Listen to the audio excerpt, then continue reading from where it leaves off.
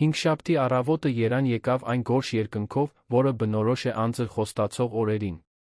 Հյուսիսային պողոտայում հայելապատ շենքերի շողշողացող ցուցափեղկերի միջ շող ոսկերչական սրահն առանձնանում էր որպես շքեղության տաճար։ Նրա զրահապատ ապակե դռները արտացոլում էին մարդաշատ փողոցը, որտեղ թանկարժեք մեքենաները սահում էին մայրաքաղաքի դանդաղ երթևեկության մեջ։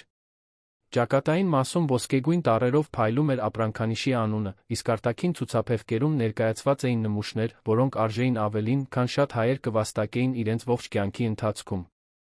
Հաստատության ներսում օդորակիչը պահպանում էր կատարյալ ջերմաստիճան, իսկ ֆրանսիական զուսպ օծանելիքի բույրը տարածված էր օդում, որպես արտոնյալության անտեսանելի ամպ։ Իտալական մարմարե հատակը արտացոլում էր ռազմավարականորեն տեղադրված լույսերը։ Պատերը պատված էին չեզոք երանգների տեքստուրային պաստառներով, իսկ ցուցափեղկերի մեջ ընկած տարածությունները զարդարում էին թանկարժեք աբստրակտ կտավներ։ Այնտեղ ամեն ինչ մտածված էր, հաշվարկված, իրականացված, բացառիկության, ուժի առանձնահատկության հստակ ուղերձ հաղորդելու համար։ Շող ոսկերչական սրահը պարզապես զարդեր գնելու վայր չէր։ Այն կարգավիճակի խորհրդանիշ էր, լրակյաց սոցիալական ստիճ, որը բաժանում էր նրանց, ովքեր պատկանում էին այդ աշխարհին, նրանցից, ովքեր պարզապես անցնում էին կողքով։ Տիկին Հասմիկը ավտոբուսից իջավ սովորական կանգառից 2 թաղամաս շուտ։ 72 տարեկանում նա պահպանում էր ուղիղ կեցվածքը, որը վկայում էր դասասենյակներում անցկացրած տասնամյակների մասին, ուղղելով աշակերտների կեցվածքը, գրելով գրատախտակին, տուն տանելով ստուգման ենթակա թեստերի դեզերը։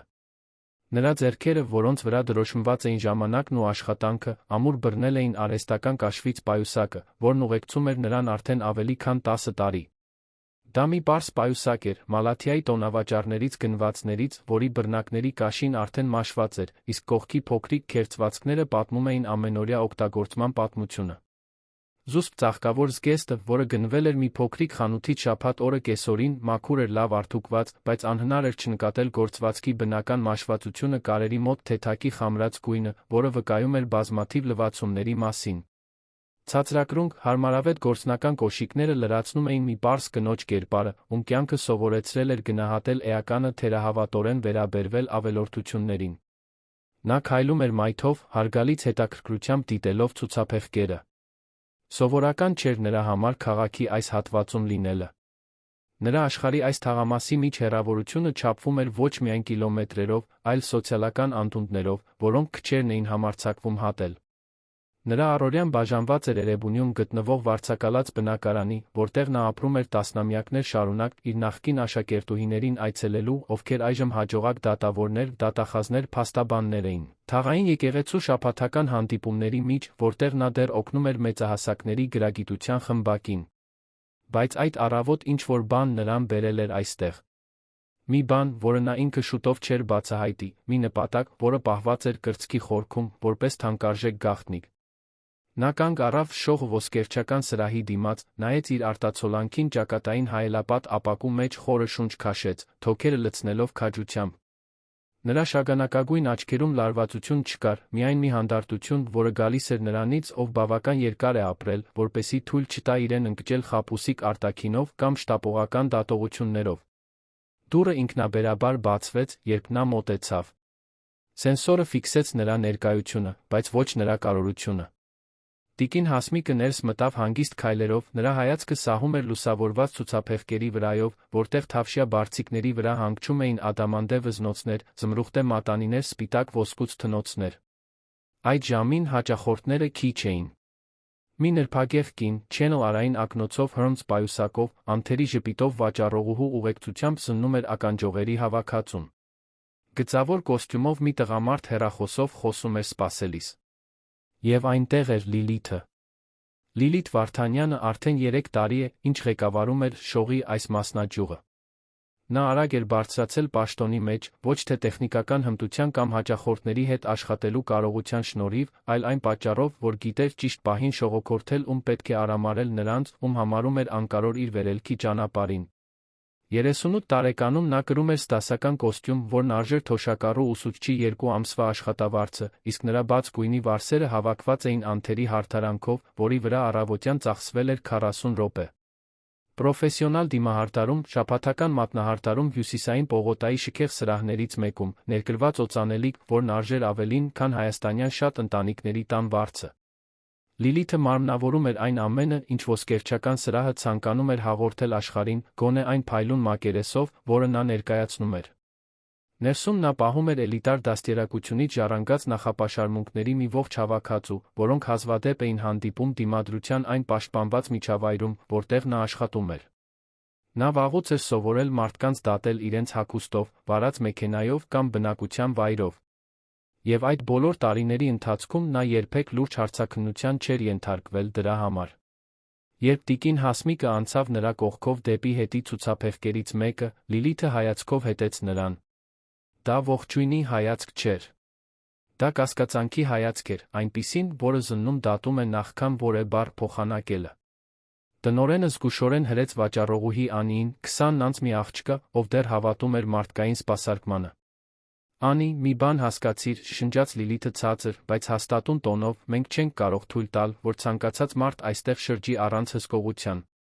Դու արդեն գիտես մեր հաճախորդների տիպը։ Եթե տեսնես մեկին, ով չի համապատասխանում, աչքդ վրան պահիր։ Բայց նա ոչինչ չի արել, պատասխանեց Անին, անհանգստացած։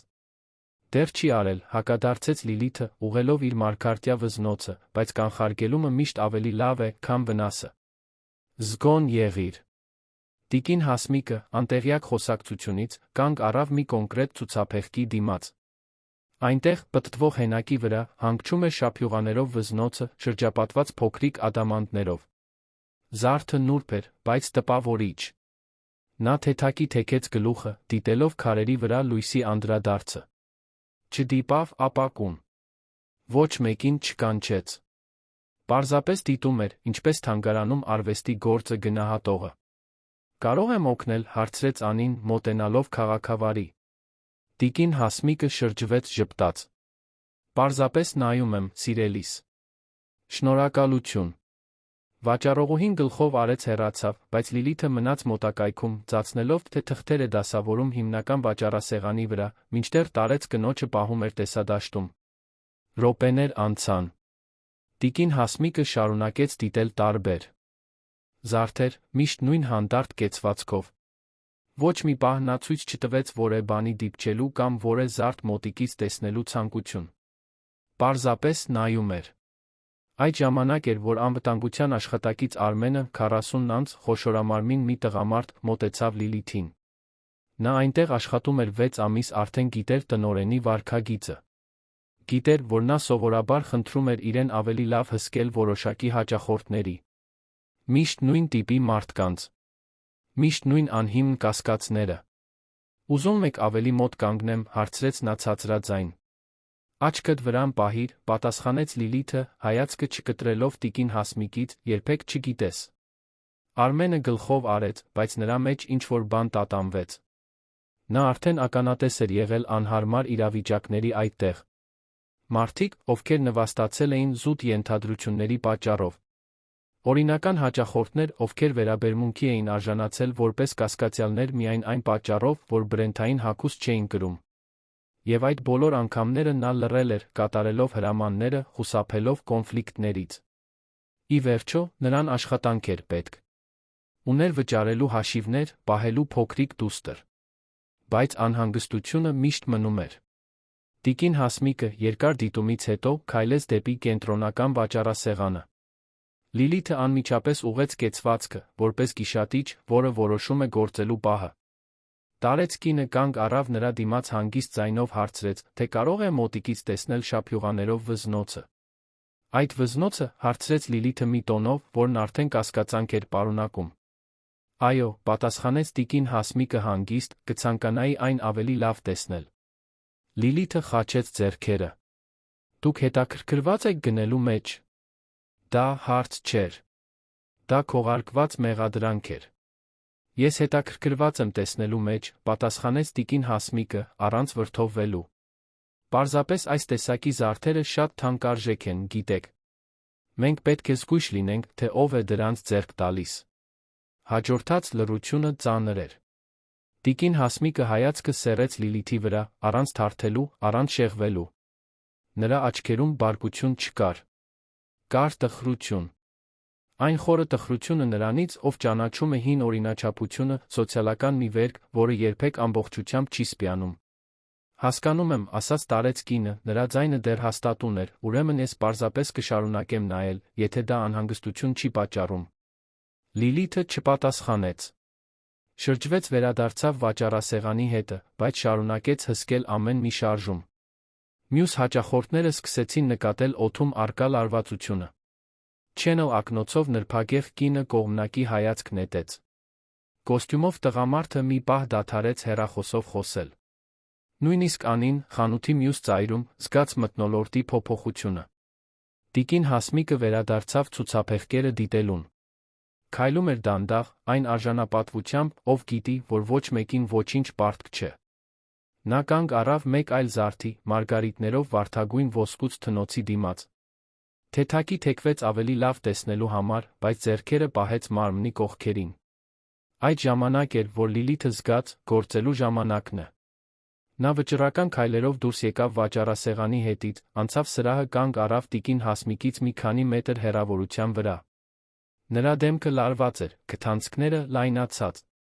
Նա խորը շունչ քաշեց, ինչպես մեկը, ով պատրաստվում է անխուսափելի բախման։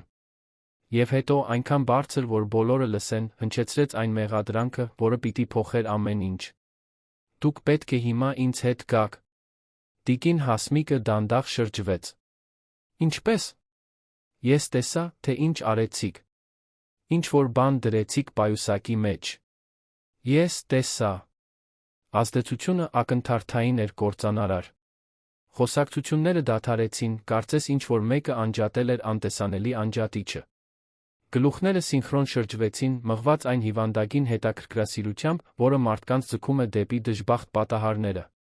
Չենլ ակնոցով կինը լայն բացեց աչքերը, մի քայլ հետ գնաց, կարծես պարզապես մոտ լինելը կարող էր ինչ-որ կերպ վարակել իրեն։ Կոստյումով տղամարդը կտրուկ շարժումով անջատեց հեռախոսը, դիրքավորվեց այնպես, որ ավելի լավ տեսնի տեսարանը։ Անին ձեռքից գցեց գրիչը, մարմարե հատակին դրա հարվածի ձայնը արձագանքեց լարված լռության մեջ։ Արմենը, անվտանգության աշխատակիցը, մի քայլ առաջ եկավ, բայց կանգ առավ կես ճանապարհին, տատանվելով արարողակարգի խղճի միջ։ Իսկ տիկին Հասմիկը մնաց անշարժ, արձանի պես, ձեռքերը տեսանելի մարմնի երկու կողմերում, մատները թեթակի բաց, հստակ ցույց տալով, որ ոչինչ չի թաքցնում։ Կարծում եմ, թյուրիմացությունը, ասաց նա դեռս վերահսկվող ձայնով, բայց այդ խոսքերի մեջ կար խորը տխրություն, նրանից, ով արդեն ճանաչում էր այդ տեսակի նվաստացումը, հույս ուներ երբեք այլս չբախվել դրան։ Ոչ մի թյուրիմացություն չկա, հակադարձեց Լիլիթը, այժմ խոսելով էլ ավելի բարձր, ես տարիներ շարունակ այստեղ եմ աշխատում։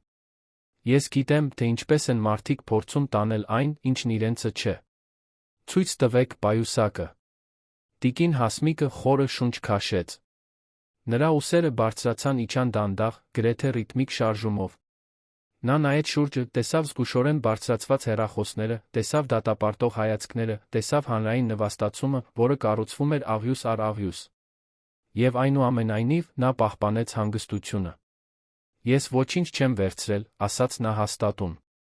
Ուրեմն դեմ չեք լինի ցույց տալ պայուսակը, պնդեց Լիլիթը, մի քայլ առաջ գալով։ Ես թաքցնելու ոչինչ չունեմ, պատասխանեց տիկին Հասմիկը, բայց կցանկանայի հասկանալ, թե ինչու եմ մեղադրվում առանց որե ապացույցի։ Ապացույցը ես եմ, գոռաց Լիլիթը, վերջնականապես կորցնելով ինքնատիրապետումը, ես տեսա։ Եվ ձեր նման մարդիկ միշտ փորձում են օգտվել նման վայրերից։ Կարծում եք կարող եք ներս մտնել, ծածնել, թե հետաքրքրված եք, դուրս գալ ինչ-որ բան թաքցրած։ Բայց ինձ հետ դա չի անցնի։ Նախապաշարմունքն այժմ բացահայտ էր։ Այլս չկար քողարկում, չկար նրբություն։ Խտրականությունը հորթում էր Լիլիթի բերանից, որպես տարիներով կուտակված թույն։ Տիկին Հասմիկը մի պահ փակեց աչքերը, երբ նորից բացեց դրանք, նրանց մեջ կար էլ ավելի խորը տխրություն։ Իմ նման մարդիկ, կրկնեց նա գրեթե շշուկով, իսկ ինչպիսին եմ ես, ձեր կարծիքով։ Լիլիթը տատանվեց։ Նա հասկացավ, որ թերս շատ հեռու է գնացել։ Բայց հպարտությունն ու մեծամտությունը թույլ չտվեցին նահանջել։ Նայեք շուրջներդ, տիկին։ Նայեք մեր հաճախորդներին։ Եվ հետո նայեք ինքներդ ձեզ։ Կարծում եք, ակնհայտ չէ։ Ոսկերչական սրահում տիրեց գերեզմանային լռություն։ Նույնիսկ օթորակիչի ձայնը թվում էր, թե ներծծվել է միջավայրից։ Անին ձեռքը տարավ բերանին, սարսափած։ Արմենը կախեց գլուխը, ամաչելով դրա մի մասնիկը լինելուց։ Իսկ ներկա հաճախորդները 21-րդ դարում անարդարության ակամա վկաները մնացին քարացած։ Տիկին Հասմիկը դանդաղ բացեց իր մաշված պայուսակը։ Հանեց թաշկինակը, փոքրիկ քսակը, ակնոցի պատյանը, տան բանալիները։ Այդ ամենը դրեց վաճառասեղանին հանգիստ կշռադատված շարժումներով։ Շտապողականություն չկար։ Հուսահատություն չկար։ Միայն այն անսասան արժանապատվությունը նրանից, ով արդեն վերապրել է շատ ավելի վատ փոթորիկներ։ Կարող եք ստուգել, ասաց նա, արեք այն, ինչ անհրաժեշտ եք համարում։ Լիլիթը վերցրեց պայուսակը տակնուվրա արեց ամեն մի բաժանմունք։ Նրա մատները խուզարկեցին ներքին գրպանները, կողմնային շղթաները, աստառը։ Ոչինչ։ Բացարձակապես ոչինչ, բացի այն անձնական իրերից, որոնք արդեն վաճառասեղանին էին։ Նրա դեմքի վստահության արտահայտությունը սկսեց տատանվել։ Բայց ներողություն խնդրելու փոխարեն, սխալն ընդունելու փոխարեն, նա պնդեց. Գուցե ուրիշ տեղ եք թաքցրել։ Արմեն, ոստիկանություն կանչիր։ Անվտանգության աշխատակիցը տատանվեց։ Լիլիթ, կարծում եմ, հիմա կանչիր, հրամայեց նա, վերականգնելով ձայնի իշխանությունը։ Արմենը հանեց ռադիոկապը կանչ արեց։ Այդ ընթացքում ոսկերչական սրահից դուրս հաճախորդներից մեկը, ով ականատես էր տեսարանին, արդեն տեսանյութ էր հրապարակել սոցիալական ցանցերում։ Վերնագիրը չափազանց ուղղակի էր անտեսվելու համար։ Նվաստացումը իրական ժամանակում հեռարձակվում էր հազարավոր մարդկանց համար։ Տարածումները բազմապատկվում էին։ Վրդովված մեկնաբանությունները աճում էին ամեն վայրկյան։ Բայց շողի ներսում դեռ ոչ ոք չգիտեր պայթելու պատրաստ ռումբի մասին։ Տիկին Հասմիկը մնաց կանգնած, հանդարտ, ձեռքերն այժմ խաչած մարմնի առջ։ Նա նայեց Լիլիթին մի արտահայտությամբ, որը միախառնում էր տխրությունն ու կարեկցանքը։ Հետո նայեց Արմենին, ով խուսափում էր նրա հայացքից։ Եվ վերջապես հայացքով անցավ սրահով, հանդիպելով նրանց դեմքերին, ովքեր լուր հետում էին անարդարությանը։ Ամեն ինչ կարգին է, ասաց նա ցածրաձայն, կարող եք կանչել ում պետք է։ Ճշմարտությունը միշտ ջրի երես է դուրս գալիս, վաղ թե ուշ։ Այդ խոսքերը, ասված նման համոզվածությամբ, պետք է որ որպես նախազգուշացում ծառայեին։ Բայց Լիլիթը, կուրացած մեծամտությունից նախապաշարմունքից, չկարողացավ տեսնել։ Նա պարզապես խաչեց ձեռքերը, գոհ իրենից, սպասելով ոստիկանության գալուն, ինչպես մեկը, ով սպասում է երաշխավորված հաղթանակի։ Եվ մինչ րոպեներն անցնում էին, սկսվեց մի լրակյաց վերափոխում։ Այնտեղ, դրսում, սոցիալական ցանցերում, շողը ոսկերչական սրահի հեղինակությունը փլուզվում էր։ Ներսում պարզ արտաքինով տարեց կինը մնում էր կանգնած, միայնակ բոլորի դեմ, պաշտպանված միայն արժանապատվության անտեսանելի ուժով։ Իսկ քաղաքի ինչ-որ մի կետում մի տղամարդ էկրանով հետում էր այդ ամենին, սեղմված բռունցքներով, կոտրված սրտով։ Փոթորիկը դեռ նոր էր սկսվում։ Հաջորդած րոպեները թվում էին ժամեր։ Տիկին Հասմիկը մնում էր կանգնած, հանդարտ, մինչդեռ Լիլիթը հեռախոսը ձեռքին քայլում էր այս ու այն կողմ, ծածնելով, թե ստուգում է հաղորդագրությունները, բայց իրականում պարզապես փորձում էր թաքցնել աճող նյարդայնությունը, որը սկսում էր ճաքեր տալ նրա իշխանական կերպարին։ Ճշմարտությունն այն էր, որ այդ իրավիճակում ինչ-որ բան այնպես չէր ընթանում, ինչպես ծրագրված էր։ Տարեց կինը չէր հուսահատվում, չէր աղաչում, չէր լացում։ Պարզապես սպասում էր։ Եվ այդ շփոթեցնող հանգստությունը սկսում էր անհանգստացնել։ Անին, երիտասարդ վաճառողուհին, զգուշորեն մոտեցավ Արմենին։ Իսկապես կարծում ես, որ նա ինչ-որ բան է վերցրել, շշնջաց նա, կողմնակի հայացք նետելով տիկին Հասմիկին։ Անվտանգության աշխատակիցը թեթակի օրորեց գլուխը։ Ոչինչ չեմ տեսել, Անի։ Ամբողջ ժամանակ աչքս վրան էր։ Նա նույնիսկ չդիպավ ցուցափեղկերին։ Այդ դեպքում, ինչու է Լիլիթը սա անում։ Արմենը խորը շունչ քաշեց, լուր հանցակցության ծանրությունը ճնշում էր նրա կուրծքը։ Դու ճանաչում ես Լիլիթին։ Նա միշտ այդպես է անում նրանց հետ, ովքեր չեն համապատասխանում իր չափանիշներին։ Բայց դա սխալ է, Արմեն։ Շատ սխալ։ Գիտեմ։ Բայց ով է դուրս գալու տնօրենի դեմ։ Դո, թե։ Ես։ Մեզ աշխատանք է պետք, Անի։ Աղջիկը գծեց ներքին շրթունքը, զգալով անզորությունը, որը կոկորդում այրում էր լեղու պես։ Նա գիտեր, որ Արմենը ճիշտ է։ Նա արդեն ականատես էր եղել նմանատիպ այլ իրավիճակների։ Նվաստացած, նեղված մարդիկ, ովքեր առանց իրական պատճառի դուրս էին հրավիրվել խանութից միայն այն պատճառով, որ ճիշտ հագուստ չէին կրում կամ ճիշտ մեքենա չէին վարում։ Եվ այդ բոլոր անգամները նա նույնպես լռել էր, պաշտպանելով իր աշխատավարձը, որը հազիվ էր ծածկում ծախսերը։ Բայց այս անգամ ինչ-որ բան այլ էր։ Թերս դա տարեց կնոջ լուռ արժանապատվություններ։ Թերս Լիլիթի բացահայտ դաժանությունը։ Կամ թերս պարզապես անարդարությունների կուտակումը, որը, երբ հասնում է որոշակի կետի, այլևս չի կարող անտեսվել։ Ոսկերչական սրահից դուրս, սոցիալական ցանցերում շարժումը արդեն վերածվել էր թվային տորնադոյի։ Արային ակնոցով հաճախորդի հրապարակած տեսանյութը, որը նկարահանել էր մեղադրանքի առաջին պահերը, 15 րոպեից պակաս ժամանակում արդեն անցել էր 50,000 դիտումը։ Տարածումները բազմապատկվում էին երկրաչափական պրոգրեսիայով։ Թվային ազդեցիկ դեմքերը սկսում էին վերահրապարակել այն վրդովված մեկնաբանություններով։ Հայկական տիրույթում սկսեցին տարածվել հեշթեգեր, ինչպիսիք են «Շողանարդարություն, արդարություն տիկին Հասմիկին»։ Մեկնաբանությունները կուտակվում էին հազարներով։ Սա անթույլատրելի է։ Ամոթ այս ոսկերչական սրահին։ Տատիկիս հետ նման բան է պատահել մի անգամ։ Մինչ օրս նա չի մոռացել այդ նվաստացումը։ Գարշելի նախապաշարմունք։ Հուսով եմ, այս տնօրենը կկորցնի աշխատանքը։ Ինչ-որ մեկը գիտի՞, ով է այս տատիկը։ Եկեք օգնենք նրան։ Հայաստանը պետք է վերջ տա այս տեսակի խտրականությանը։ Շողի կորպորատիվ գրասենյակներում, Աբովյան փողոցի վրա, հեռախոսները սկսեցին անդադար զանգել։ Մամուլի քարտուղարները վազում էին սենյակից սենյակ, փորձելով հասկանալ, թե ինչ է կատարվում։ Հաղորդակցության տնօրեն Վարդուհի Թովմասյանը բացեց նոութբուքը, զգաց, թե ինչպես է ստամոքսը շրջվում, տեսնելով թվերը։ 5 միլիոն դիտում։ 1 միլիոն։ 1.5 միլիոն։ Արագությունը սարսափելի էր։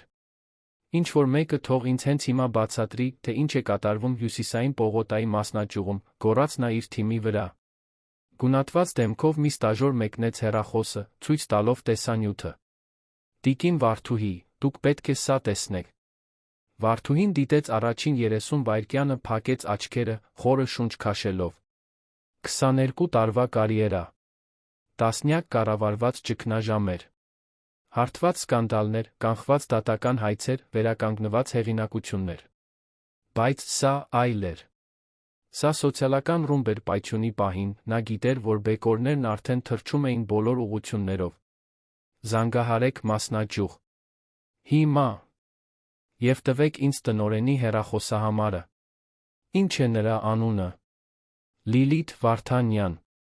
Վարդուհին մուտքագրեց անունը համակարգչում, բացեց անձնական գործը։ 3 տարի աշխատանքային ստաժ։ Ոչ մի պաշտոնական բողոք։ Վաճառքի լավ ցուցանիշներ։ Բայց կային զուսպ նշումներ հաճախորդների նկատմամբ տարբերակված վերաբերմունքի մասին։ Ոչինչ պաշտոնապես փաստաթղթավորված չէր։ Ամեն ինչ տողատակերում էր։ Այդ ընթացքում ոսկերչական սրահի մոտ կայանեց ոստիկանական մեքենան։ 2 ոստիկան իջան, մոտ 40 տարեկան մի տղամարդ, Կարենը, ավելի երիտասարդ մի կին, Գայանեն։ Նրանք կանչ էին ստացել գողության փաստով։ Սովորական աշխատանք։ Եվս մեկը օրական տասնյակ դեպքերի մեջ։ Բար ձեզ, ողջունեց ոստիկան Կարենը, ներս մտնելով, կանչ ենք ստացել գողության վերաբերյալ։ Լիլիթը անմիջապես առաջ եկավ, վերցնելով պատմության վերահսկողությունը, նախքան որը այլ տարբերակ կներկայացվեր։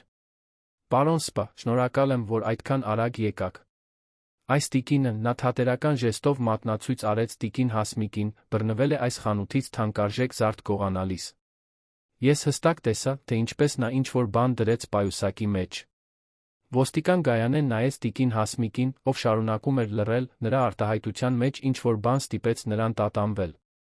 Նա բավական երկար էր աշխատել Երանի փողոցներում, որպեսզի մարդկանց նկատմամբ բնազդ զարգացներ։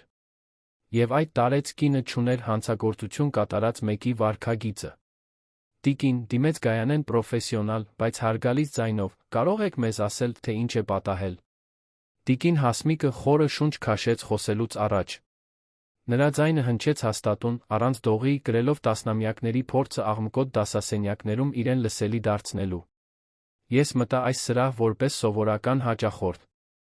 Դիտեցի որոշ զարդեր ցուցափեղկերում։ Ոչ մի բանի չեմ դիպել։ Ոչինչ չեմ վերցրել։ Եվ հրապարակայնորեն մեղադրվեցի, առանց որե ապացույցի, մի զարդ գողանալու մեջ, որի մասին նույնիսկ չգիտեմ, թե որն է։ Նա ստում է, բուռն կերպով ընդհատեց Լիլիթը, ես տեսել եմ։ Բացարձակապես վստահ եմ։ Ոստիկան Կարենը խաչեց ձեռքերը։ Ուրեմն եկեք սա պարզենք հասարակ ձով։ Տիկին, դիմեց նա տիկին Հասմիկին, դեմ չեք լինի մեզ ցույց տալ ձեր պայուսակի պարունակությունը։ Դեմ չեմ, պատասխանեց նա, վերցնելով պայուսակը, որը դեռ վաճառասեղանին էր, ես դա արդեն մեկ անգամ արել եմ տնօրենի համար, բայց կանեմ նա ձեզ համար։ Հանգիստ կշռադատված շարժումներով տիկին Հասմիկը բացեց պայուսակը, սկսեց հանել իր իրերը։ Ծաղկավոր կտորից թաշկինակ, ծայրերը մաշված։ Շագանակագույն արհեստական կաշվից քսակ, կիսապոկված փականով։ Մուգ կապույտ ակնոցի պատյան։ Տան բանալիները, պլաստմասե հրեշտակով պարզ հմայլի վրա։ Անանուխի կոնֆետների տուփ։ Ծաղկավոր կազմով փոքրիկ նոթատետր։ Եվ վերջապես, կարմիր թավշյա պատյան, թեթակի փոշոտված։ Հաջորդած լռությունը բացարձակ էր։ Լիլիթը լայն բացեց աչքերը, զարմանքի հաղթանակի զգացումների խառնուրդով։ Ոստիկանները իրար նայեցին։ Անին ձեռքը տարավ բերանին։ Արմենը փակեց աչքերը, կանխազգալով անխուսափելի թվացող վերջաբանը։ Իսկ տիկին Հասմիկը հանգիստ դրեց պատյանը մարմարե վաճառասեղանին։ Ահա, տեսաք, հաղթական գոռաց Լիլիթը, ես ասում էի, որ նա վերցրել է։ Տեսնում եք։ Ես ճիշտ էի։ Ոստիկան Գայանեն զգուշությամբ վերցրեց պատյանը, բացեց կափարիչը, բացահայտեց պարունակությունը։ Ներսում հանգչում էր մի նուրբ վզնոց, որի քարերը փայլում էին սրահի արհեստական լույսի տակ։ Դա ժամանակակից զարդ չէր։ Այն ուներ հնաոճ տեսք, մի բան, որը պատկանում էր այլ դարաշրջանի։ Քարերը, թե գեղեցիկ էին, ադամանդներ չէին։ Թվում էր, թե բյուրեղներ են կամ գուցե ցիտրիններ։ Ոսկին զուսպ էր, մշակված ձեռագործ տեխնիկայով, որն այլս չէր հանդիպում ժամանակակից զարդերի մեջ։ Այս վզնոցը այս խանութից է, հարցրեց Կարենը։ Լիլիթը մոտեցավ ավելի լավ զննելու համար, գիտելով հոնքերը։ Ես երբեք այս զարդը չեմ տեսել այստեղ։ Բայց նա փորձում էր թաքցնել այն։ Դա արդեն ինքնին վատ մտադրության ապացույց է։ Գայանեն շրջվեց դեպի տիկին Հասմիկը։ Այս վզնոցը ձերն է։ Իմն է, պատասխանեց տարեց կինը նույն հանգստությամբ, այն մորս էր պատկանում։ Նա ինձ թողեց, երբ հեռացավ 15 տարի առաջ։ Սա այն քիչ արժեքավոր իրերից է, որ ունեմ։ Պայուսակում էր, որովհետև ես ուղիղ բժշկի մոտից էի գալիս, չէի ուզում տանը թողնել։ Ինչու՞մ դա ավելի շուտ չասացիք, հարցրեց Լիլիթը, փորձելով ուժի մեջ պահել մեղադրանքը։ Տիկին Հասմիկը նայեց նրան աչքերով, որոնցում միախառնված էին տխրությունն ու գրեթե գերբնական համբերությունը։ Որովհետև դուք ինձ մեղադրեցիք գողության մեջ, առանց բացատրվելու որևէ հնարավորություն տալու։ Գոռացիք, նվաստացրիք, դատեցիք։ Եվ ոչ մի պահ չհարցրեցիք, թե արդյոք կա այլ բացատրություն։ Ոստիկան Կարենը վերցրեց պատյանը, ավելի ուշադիր զննեց։ Պտտեց վզնոցը լույսի տակ, դիտեց փականի մանրամասները, վերլուծեց պահպանված վիճակը։ Այս զարդը այստեղից չէ, ասաց նա վերջապես, նայելով Լիլիթին, այն ակնհայտորեն հին է։ Եվ ոճը չի համապատասխանում ոչ մի բանի, որ տեսել եմ ցուցափեղկերում։ Լիլիթը զգաց, թե ինչպես է հողը փախչում ոտքերի տակից։ Բայց նա կասկածելի էր պահում իրեն։ Նրա նման մարդիկ միշտ, իմ նման մարդիկ, ընդհատեց տիկին Հասմիկը, առաջին անգամ նրա ձայնը մի փոքր բարձրացավ, գրելով տասնամյակների կուտակված ցավը, դուք արդեն օգտագործել եք այդ արտահայտությունը։ Իմ նման մարդիկ։ Եվ կոնկրետ ինչ է դա նշանակում, տնօրեն։ Լռությունը, որ տիրեց սրահում, ճնշող էր։ Լիլիթը բացեց բերանը պատասխանելու համար, բայց ոչ մի բառ դուրս չեկավ։ Նրա միտքը տենթակին փնտրում էր արդարացում, ելք մի բան, որը կարող էր շրջել այդ իրավիճակը, որն ավելի ու ավելի էր դուրս գալիս վերահսկողությունից։ Բայց ոչինչ չէր գտնում։ Որովհետև խորքում նա հստակ գիտեր, թե ինչ է արել։ Եվ գիտեր, որ հնարավոր արդարացում չկա։ Ոստիկան Գայանեն փակեց իր նոթատետրը։ Այստեղ հանցագործության փաստ չկա։ Տիկին, դիմեց նա տիկին Հասմիկին, դուք ազատ եք։ Եվ շատ ցավում եմ պատճառված անհանգստության համար։ Տիկին Հասմիկը լուռ գլխով արեց, իրերը հետ դնելով պայուսակը նույն հանգստությամբ, որով հանել էր։ Նրա շարժումները դանդաղ էին, գրեթե ծիսական։ Ամեն առարկա վերադառնում էր իր տեղը։ Թաշկինակը,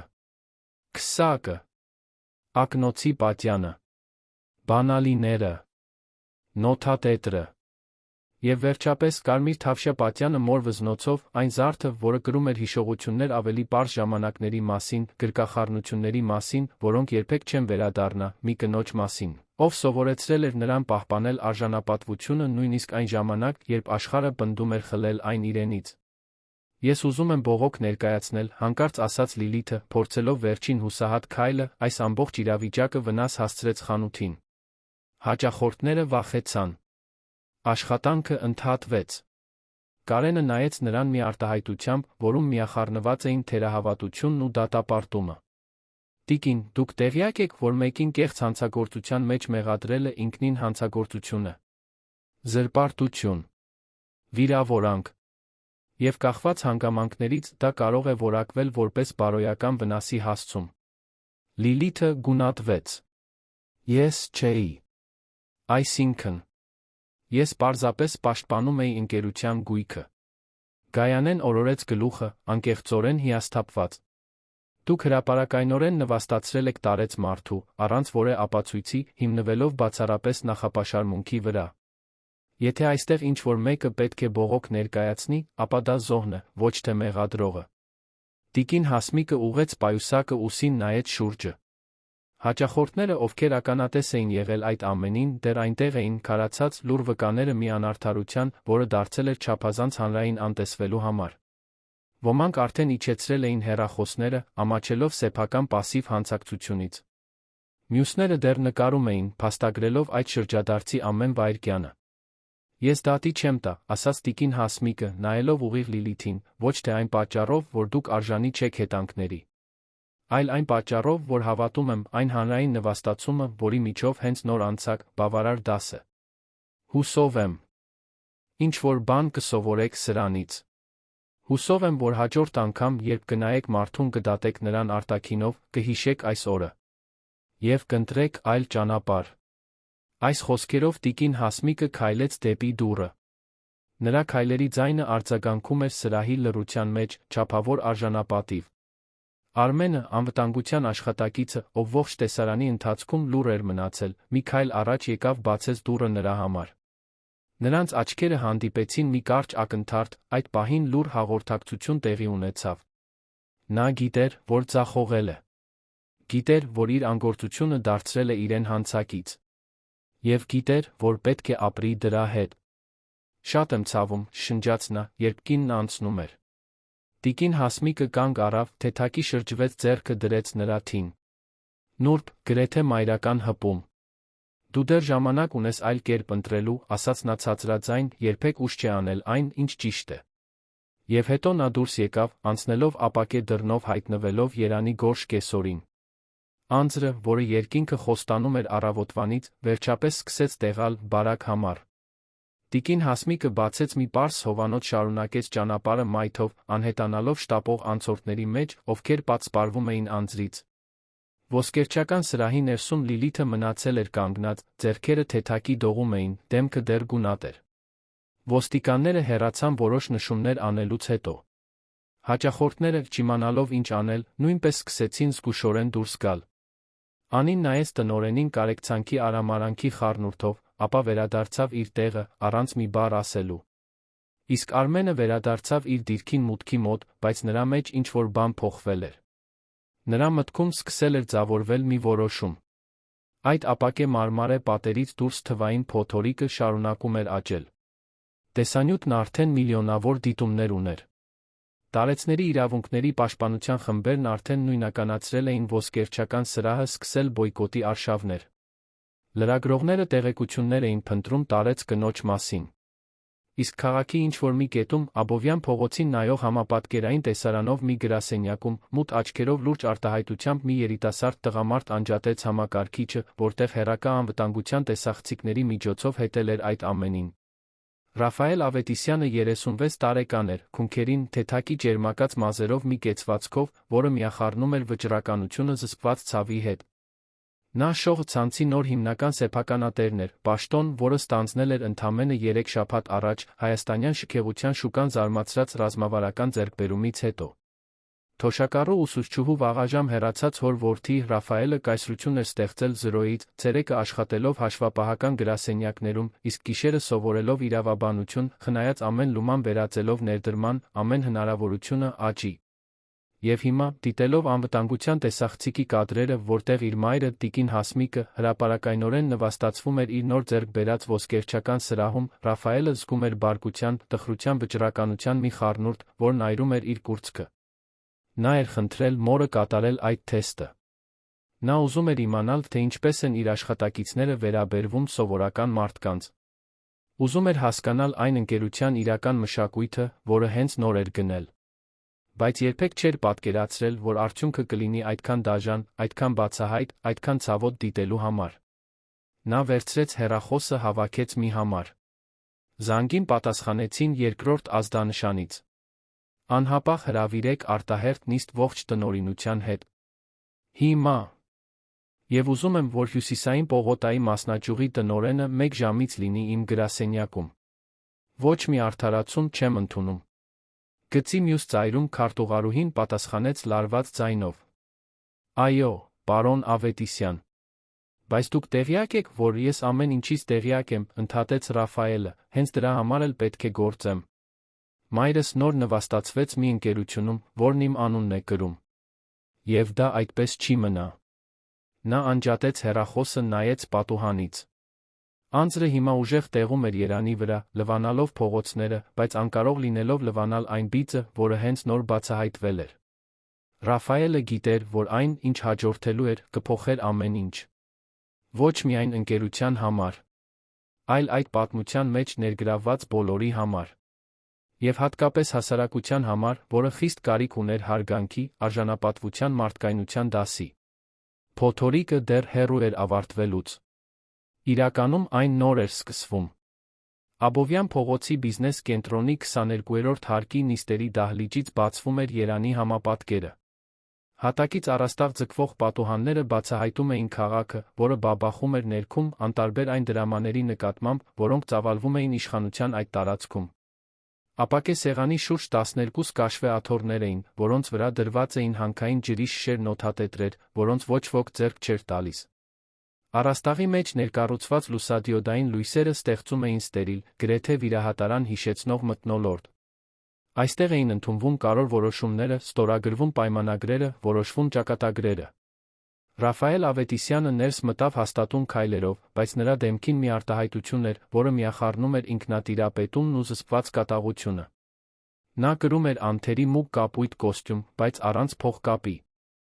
Նրա մութ աչքերը զննեցին ներկաներին։ Հաղորդակցության տնօրեն Վարդուհին արդեն նստած էր բաց նոթբուքով, դեմքին այն լարվածությունը, ով վերջին 2 ժամը փորձել էր հրդեհը հանգցնել մի բաժակ ջրով։ Նրա կողքին իրավաբանական տնօրեն Գորգն էր, ակնոցով մշտապես անհանգիստ արտահայտությամբ մի տղամարդ։ Սեղանի մյուս կողմում մարդկային ռեսուրսների տնօրեն Անուշն էր, ով նյարդային թերթում էր տպագրված որոշ փաստաթղթեր։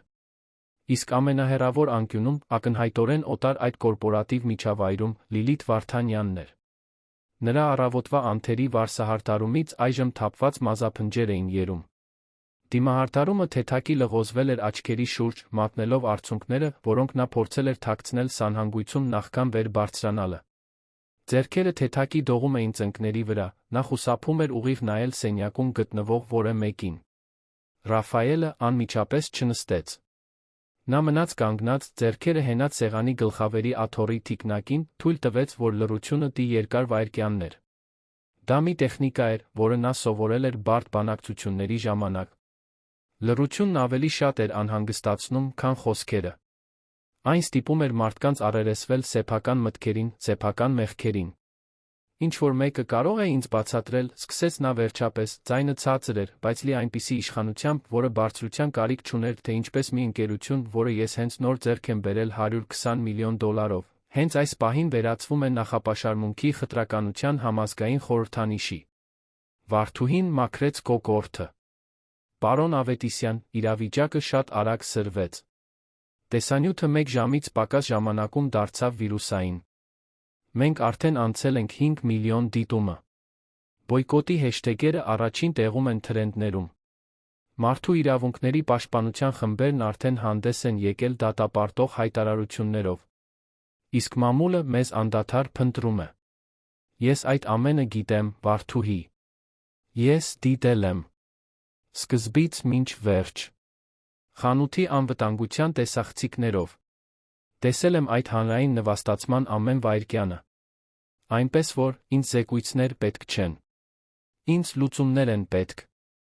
Գորգը, իրավաբանական տնօրենը, ուղղեց ակնոցը։ Իրավական տեսանկյունից, պարոն, մենք կարող ենք պնդել, որ դա աշխատակցի դատողության առանձին սխալ էր։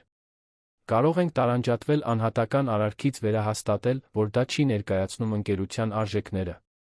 Ռաֆայելը նայեց նրան մի արտահայտությամբ, որը սահմանակից էր արամարանքին։ Առանձին սխալ։ Այդպես ենք կոչելու։ Իսկ երբ պարզվի, որ դա առանձին չէր, որ կա օրինաչափություն,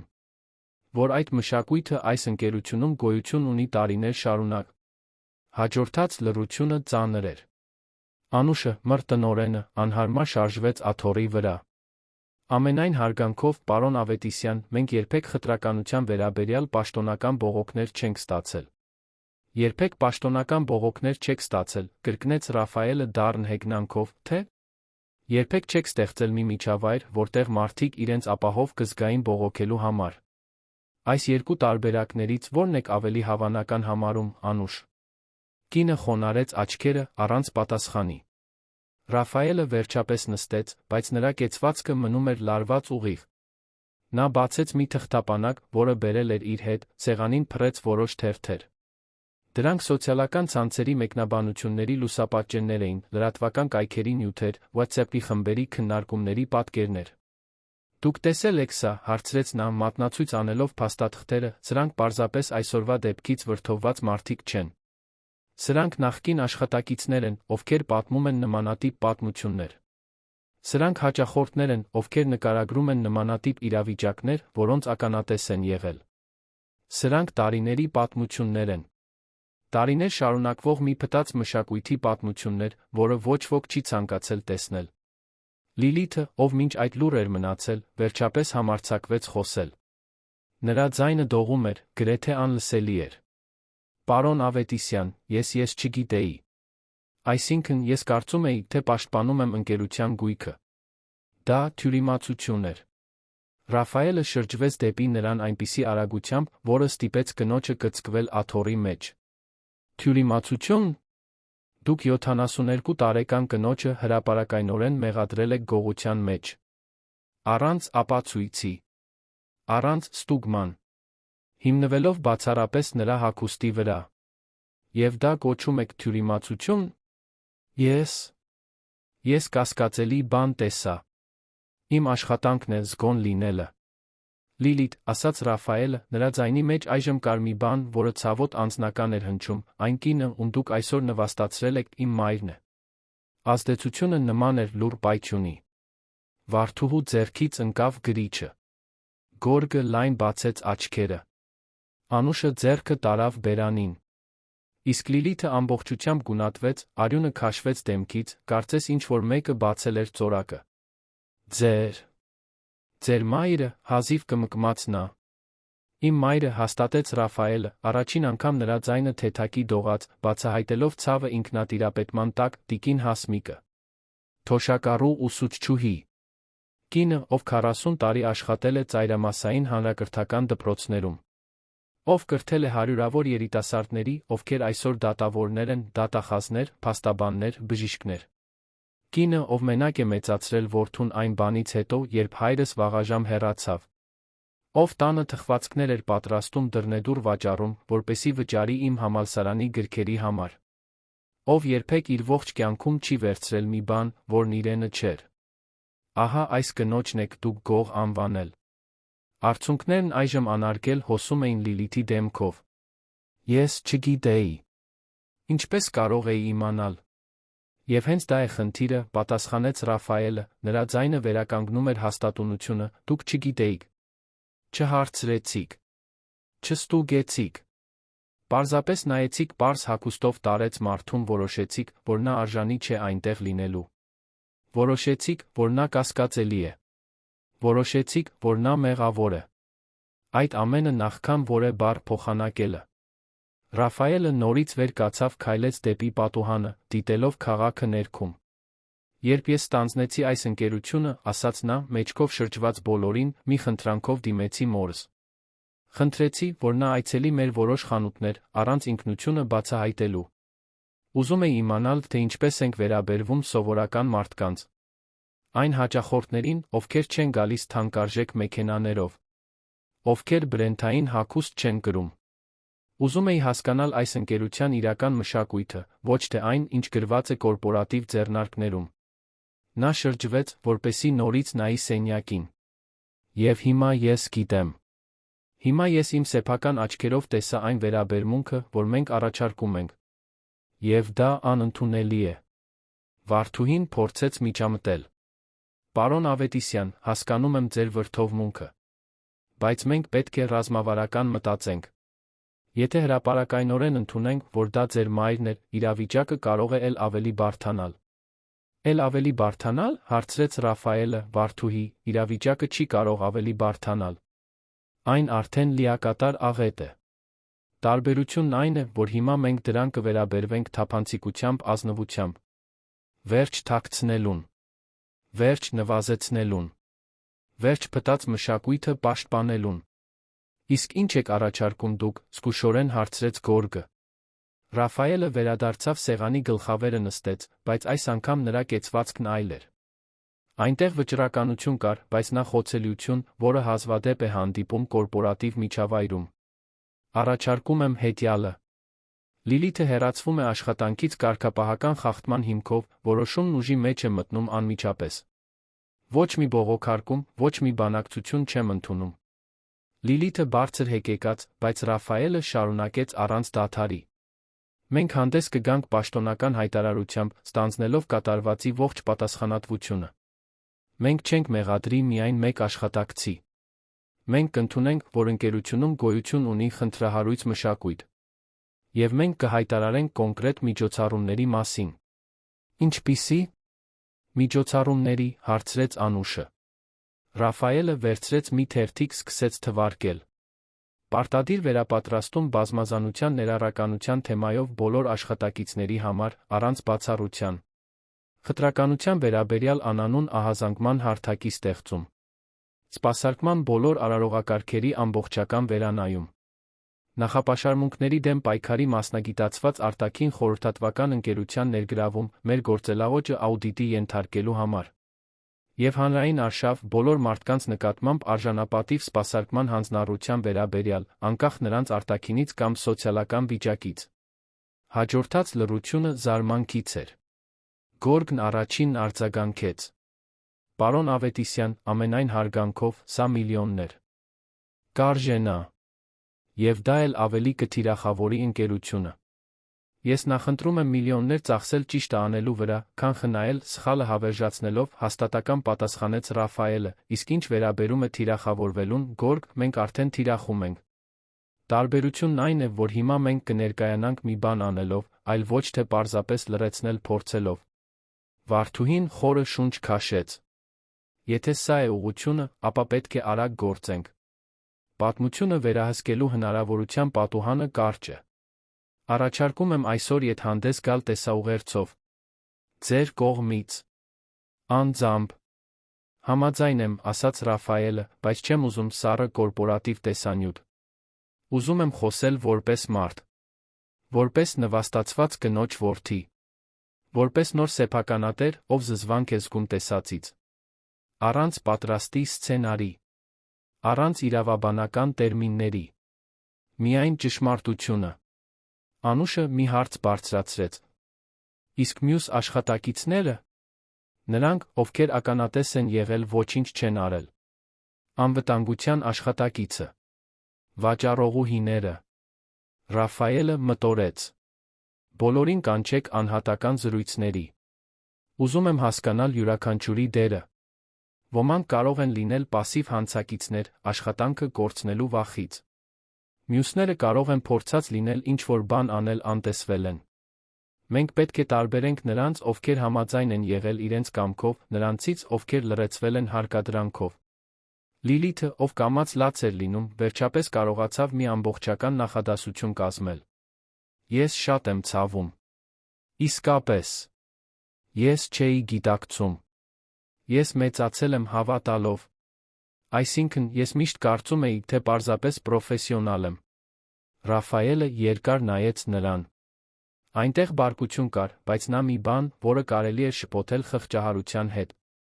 Լիլիթ, դուք մեծացել եք մի միջավայրում, որը բնականon է համարել նախապաշարմունքը։ Ինչպես միլիոնավոր մարդիկ։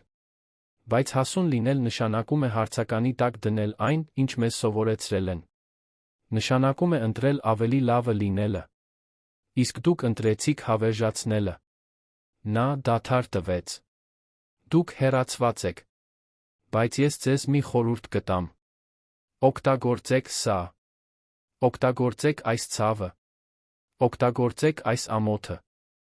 Եվ դարձեք ավելի լավ մարդ։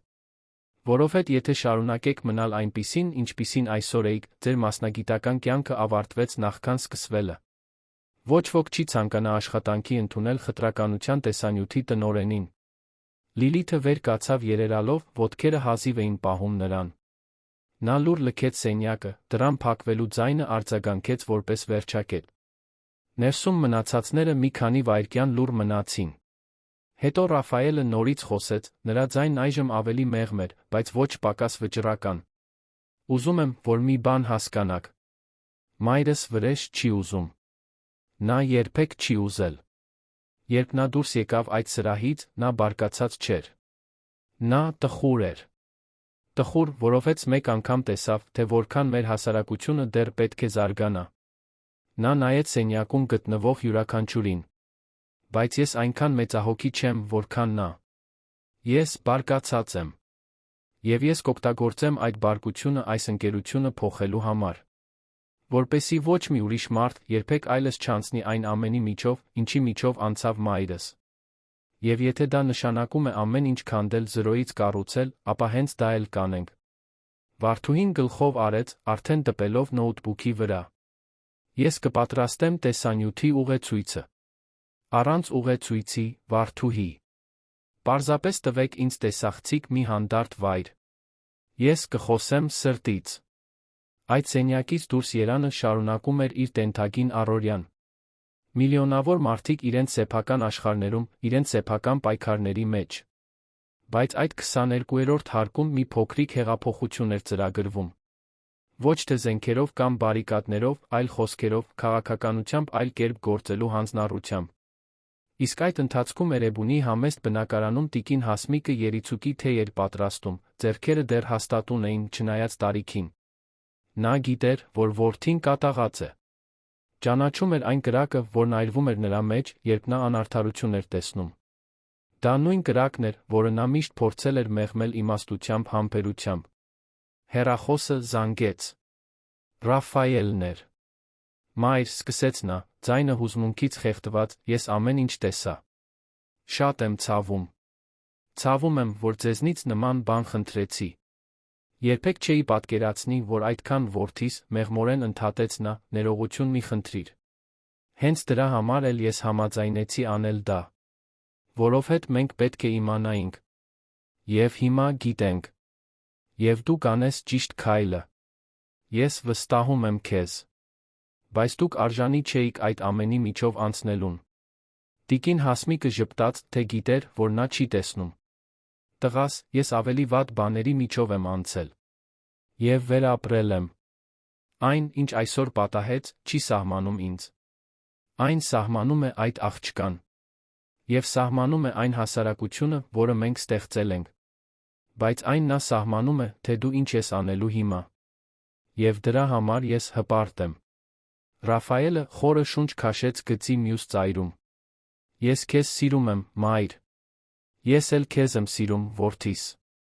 Հիմա գնա։ Արի այն, ինչ պետք է արվի։ Եվ հիշիր։ Սա վրեժի մասին չէ։ Սա վերափոխման մասին է։ Երբ նա անջատեց հեռախոսը, տիկին Հասմիկը վերադարձավ իր թեյի բաժակին։ Նայեց իր բնակարանի պատուհանից, տեսնելով քաղաքի լույսերը, որոնք սկսում էին վառվել եկող գիշերվա մեջ։ Մտածեց բոլոր այն մարտերի մասին, որոնք մղել էր կյանքում։ Բոլոր այն նվաստացումների մասին, որոնք լուռ կուլ էր տվել։ Բոլոր այն անգամների մասին, երբ իրեն դատել էին արտաքինով, ոչ թե բնավորությամբ։ Եվ մտածեց, որ թերս, միայն թերս, այս անգամ ինչ-որ բան կփոխվի։ Ոչ միայն իր համար, այլ բոլոր մյուս հասմիկների համար, ովքեր դեռ բախվում էին ամենօրյա նախապաշարմունքին մի հասարակության մեջ, որը պնդում էր դատել արտաքինով։ Դրսում գիշերն իջնում էր երանի վրա։ Եվ նրա հետ միասին այլ տեսակ վաղվա օրվա խոստումը։ Նիստերի դահլիճում կազմակերպված ժամանակավոր ստուդիան պարզ էր։ Տրիպոդի վրա տեղադրված պրոֆեսիոնալ տեսախցիկ, չեզոք գորշ-ֆոն, երկու մեղմ լույսեր, ռազմավարական դիրքերում։ Վարդուհին առաջարկել էր վարձել ամբողջական արտադրական թիմ, բայց Ռաֆայելը հրաժարվել էր։ Նա ուզում էր մի բան, որը կլիներ վավերական, մարդկային, առանց կորպորատիվ հնարքների, որոնք սովորաբար հեռացնում են գործարարներին իրական մարդկանցից։ Նա նստած էր պտտվող աթոռին, առանց պիջակի, պարզապես բաց կապույտ վերնաշապիկով, որի թերը ծալված էին մինչ արմունկները։ Մազերը թեթակի անկարգ էին, նշան այն բանի, որ վերջին ժամերին նա բազմիցս ձեռքը տարել էր մազերին։ Չկար պրոֆեսիոնալ դիմահարդարում, չկար հուշարար սարք, չկար սցենար։ Պարզապես մի տղամարդ, ով պատրաստվում էր ասել ճշմարտություններ, որոնք շատերը կնախընտրեին թաքցնել։ Պատրաստ եք, հարցրեց տեսաօպերատորը։ Ռաֆայելը խորը շունչ քաշեց, ուղեց կեցվածքը գլխով արեց։ Տեսախցիկի կարմիր լույսը վառվեց։ Բարի երեկո։ Իմ անունը Ռաֆայել Ավետիսյան է, ես շող ոսկերչական սրահների ցանցի նոր հիմնական սեփականատերն եմ։ Այսօր մեր մասնաճյուղերից մեկը դարձավ մի միջադեպի վայր, որը տարածվեց սոցիալական ցանցերում բացահայտեց մի բան, որը ես, որպես այս ընկերության նոր ղեկավար, չեմ պատրաստվում հանդուրժել։ Մի հաճախորդ հրապարակայնորեն մեղադրվել է գողության մեջ, առանց որևէ ապացույցի, հիմնվելով բացառապես իր արտաքինի վրա։ Նա նվաստացվել է, նեղվել վերաբերմունքի արժանացել որպես հանցագործ պարզապես այն պատճառով, որ չի համապատասխանել այն գեղագիտական չափանիշին, որը որոշ մարդիկ ասոցացնում են շքեղ խանութներ հաճախողների հետ։ Նա դադար տվեց, նրա ձայնը թեթակի դողաց, երբ շարունակեց. Այդ հաճախորդը իմ մայրն էր։ Տիկին Հասմիկը։ 72 տարեկան թոշակառու ուսուցչուհի, ով 40 տարի նվիրել է հանրային կրթությանը։ Մի կին, ով մենակ է մեծացրել որդուն, ով անդադար աշխատել է տալու համար հնարավորություններ, որոնք ինքը երբեք չի ունեցել։ Մի կին, ով ի հեճուկս մեր խանութի տնօրենի ենթադրության, ավելի շատ արժանապատվություն բնավորություն ունի իր միայն մեկ մատի մեջ, քան շատ մարդիկ կարող են կուտակել ողջ կյանքի ընթացքում։ Ռաֆայելը նայեց ուղիղ տեսախցիկին, նրա աչքերը փայլում էին զսպված հուզմունքից։ Բայց ահա ամենակարևոր կետը։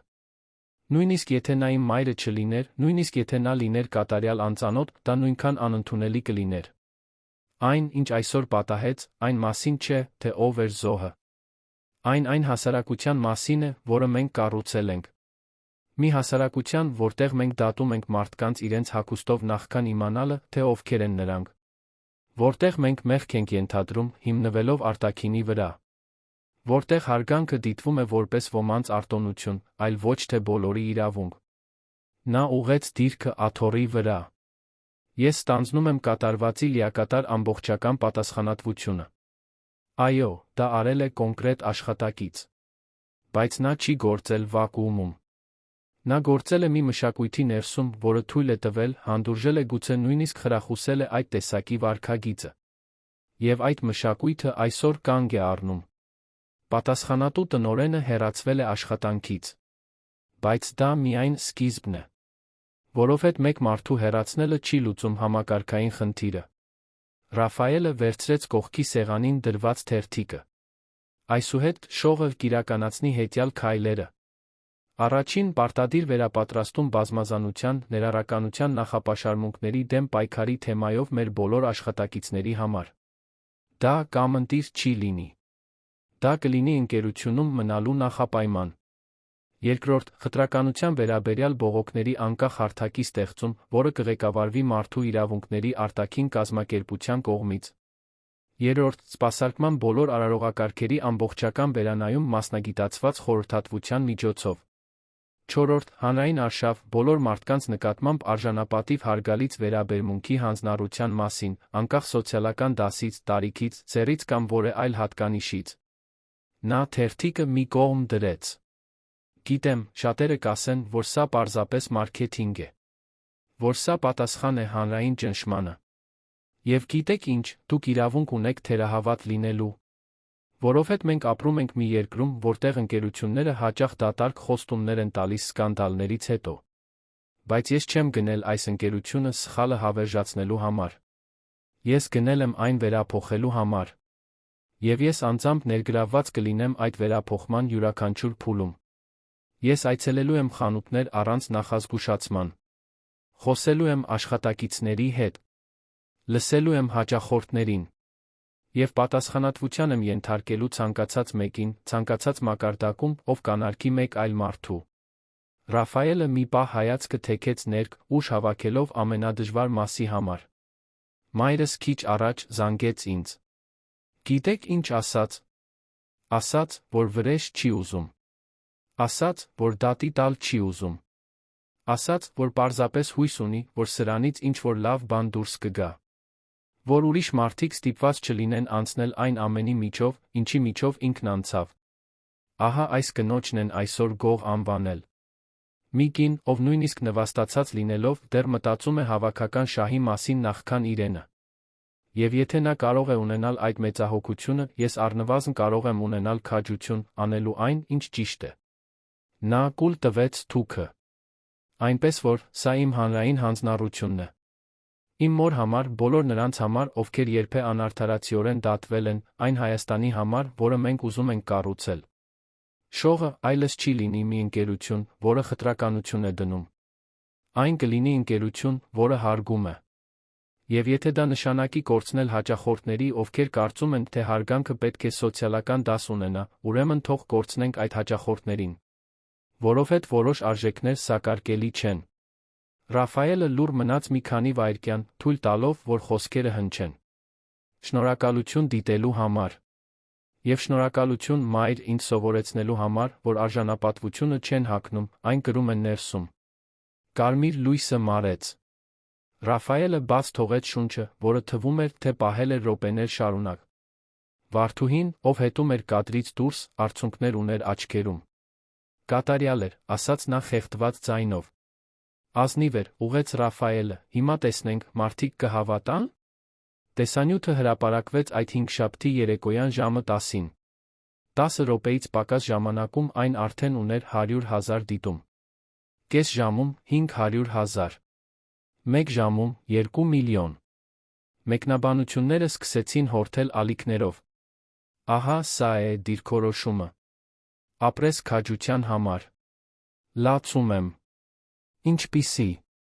Հրաշալի որդի։ Ինչպիսի։ Անհավանական մայր։ Վերջապես մի գործարար, ով իրական պատասխանատվություն է ստանձնում։ Տեսնենք, կկատարի։ Խոստացածը։ Բայց ելույթը հզոր էր։ Տատիկս արժանի էր նման թոռան։ Չափազանց հուզիչ է։ Բայց կար նա թերահավատություն, ինչպես Ռաֆայելը կանխատեսել էր։ Տեսության մեջ սիրունը։ Ուզում եմ տեսնել գործնականում։ Լավ արված մարքեթինգ։ Բայց արդյոք իրականում ինչ-որ բան կփոխվի։ Հեշտ է խոսելը, երբ արդեն տարածվել է։ Որտեղ է իրական գործողությունը։ Եվ կային, անխուսափելիորեն, դաժան մեկնաբանություններ։ Այս երկիրը կորած է։ Հիմա էլ թափառաշրջիկներին են պաշտպանում։ Հիմա ով ասես կկարողանա մտնել շքեղ խանութ։ Բարդակ դարձրին։ Ռաֆայելը կարդաց մի քանի մեկնաբանություն փակեց նոութբուքը։ Գիտեր, որ չի կարող բոլորին գոհացնել։ Եվ ազնվորեն չէր էլ ուզում։ Որոշ մարդիկ խնդրի մի մասն էին, ոչ թե լուծման։ Բայց կարևորն այն էր, որ մեկնաբանությունների բացարձակ մեծամասնությունը դրական էր։ Հանրային կարծիքի ալիքը ճիշտ կողմում էր։ Այդ ընթացքում Երանի տարբեր մասերում այլ մարդիկ նույնպես դիտում էին տեսանյութը։ Արմենը, ոսկերչական սրահի անվտանգության աշխատակիցը, նստած էր իր հյուրասենյակի մաշված բազմոցին, նրա 8-ամյա դուստրը քնած էր հարան սենյակում։ Նա 3 անգամ անընդմեջ դիտեց տեսանյութը, Ռաֆայելի ամեն մի բառը արձագանքում էր նրա խղճի մեջ որպես անձնական մեղադրանք։ Նա տեսել էր ամեն ինչ։ Գիտեր, որ դա սխալ է։ Եվ ոչինչ չէր արել։ Նա վերցրեց հեռախոսը, հաղորդագրություն գրեց այն համարին, որը գտել էր շողի կորպորատիվ կայքում։ Դա տնօրինության հետ ուղիղ կապի համարն էր։ Իմ անունը Արմեն Սարգսյան է։ Ես Հյուսիսային պողոտայի մասնաճյուղի անվտանգության աշխատակիցն եմ։ Ես ականատես եմ եղել այսօրվա միջադեպին, ոչինչ չեմ արել կանխելու համար։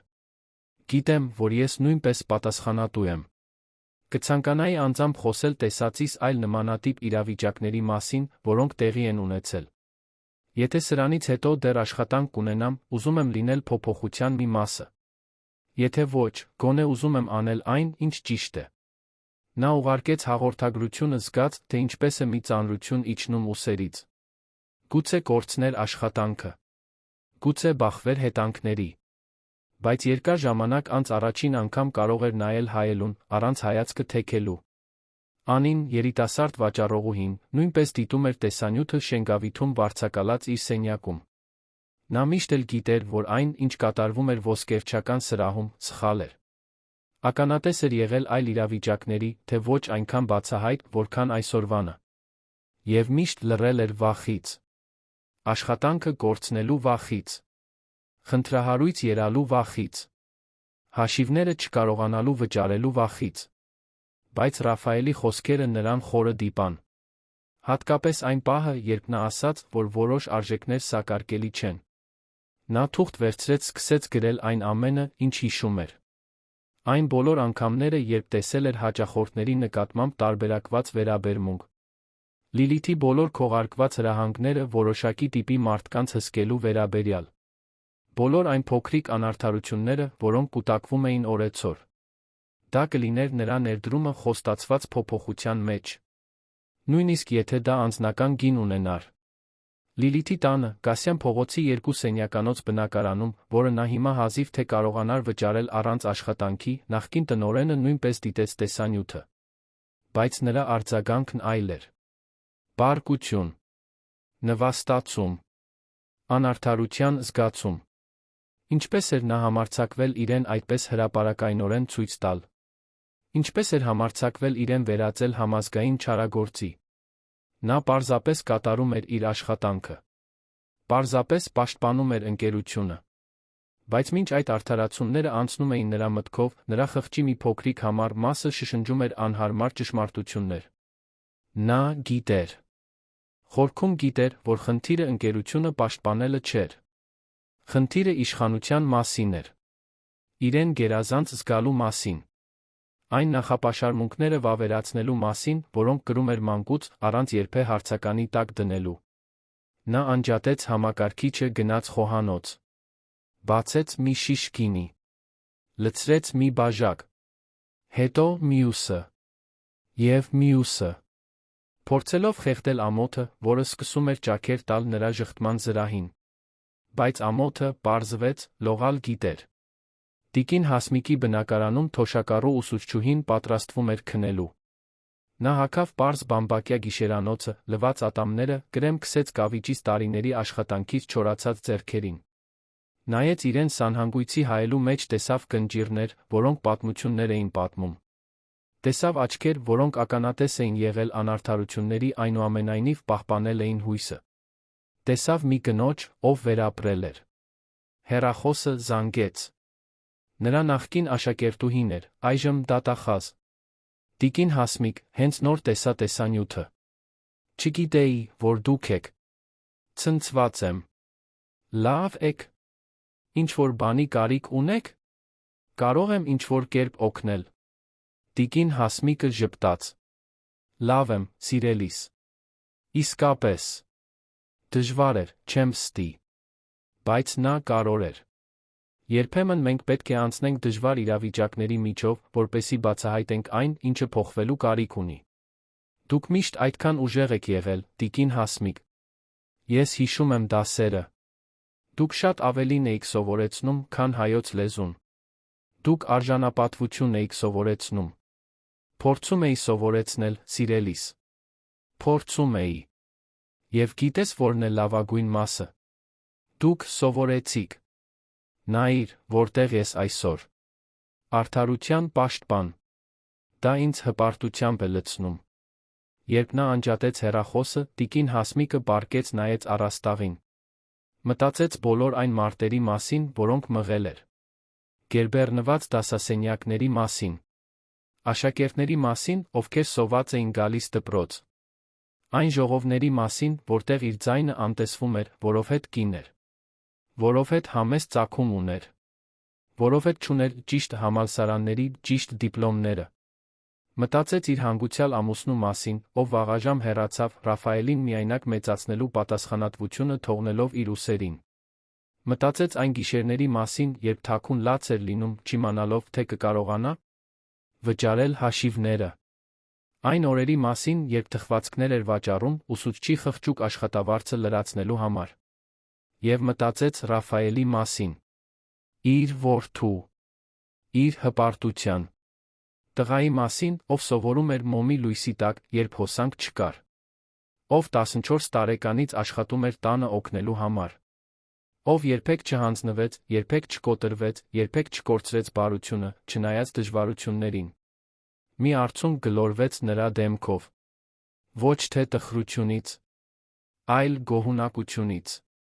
Որովհետ նույնիսկ այն ամենից հետո, ինչի միջով անցել էր այդ օրը, նույնիսկ հանրային նվաստացումից հետո, նա գիտեր, որ սրանից ինչ-որ լավ բան դուրս կգա։ Իր որդին կապահովեր դա։ Եվ թերս, միայն թերս, ինչ-որ այլ Հասմիկ Հայաստանի ինչ-որ այլ անկյունում ստիպված չլինի անցնել նույնի միջով։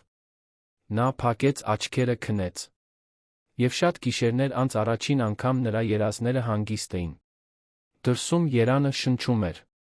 Միլիոնավոր կյանքեր հյուսվում էին հույսերի պայքարների քաոսային պարի մեջ։ Եվ այդ ողջ քաոսի մեջ փոփոխության մի փոքրիկ սերմ էր ցանվել։ Դեռ վաղ էր իմանալու համար, կծլի այն, թե ոչ։ Բայց գոնե հիմա կար բերի հող ջրելու կամք։ Գիշերն առաջացավ։ Եվ նրա հետ միասին խոստումը, որ վաղվա օրը կարող է լինել մի փոքր ավելի լավը, քան այսօրվանը։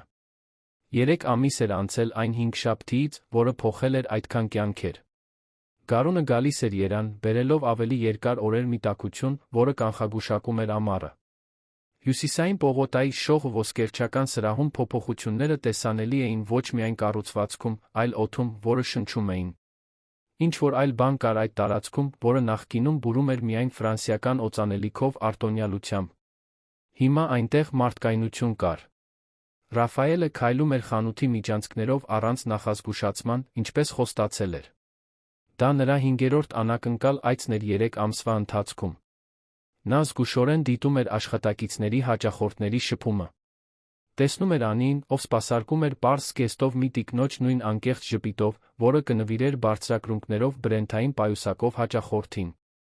Տեսնում էր նոր տնօրենին Ռոբերտ անունով 50-ամյա մի տղամարդու, ով եկել էր մարզային փոքր մասնաճյուղից բոլորին ողջունում էր հարգանքով, անկախ նրանից, թե որքան ժամանակ էին նրանք մնում խանութում։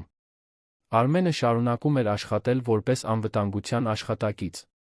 Ռաֆայելը որոշել էր նրան պահել երկժամյա զրույցից հետո, որտեղ տղամարդը խոստովանել էր ամեն ինչ։ Այն բոլոր անգամները, երբ ականատես էր եղել խտրականության լռել էր։ Այն բոլոր պահերը, երբ ընտրել էր աշխատանքը խղճի փոխարեն։ Բայց նա խոսել էր այն մասին, թե ինչպես է այդ օրը վերափոխել իրեն։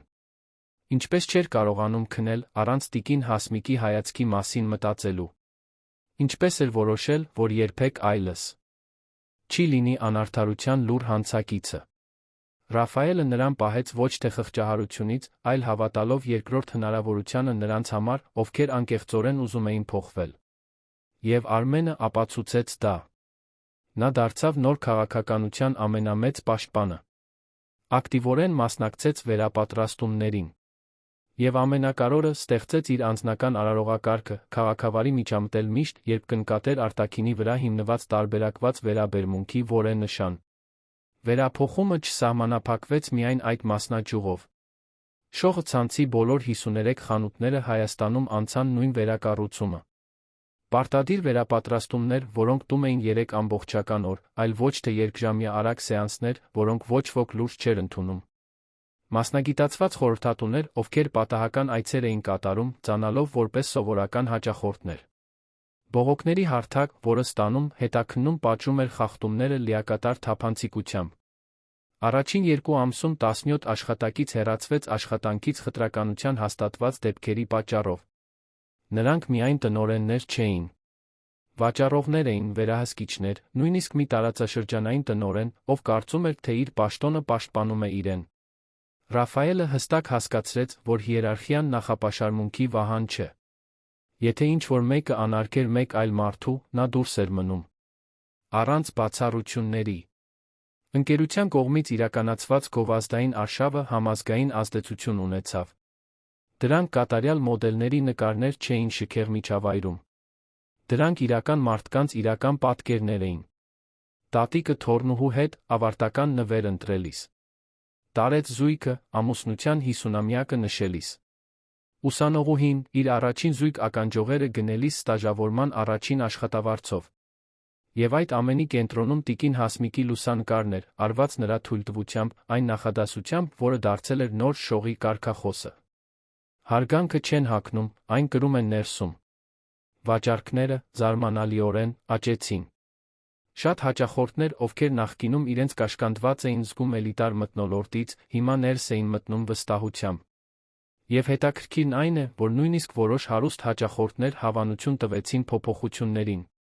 Սկսեցին հայտնվել մեկնաբանություններ, ինչպիսիք են վերջապես մի ընկերություն, որը հասկանում է, որ շքեղությունը պետք է լինի որակի, այլ ոչ թե բացառման մասին։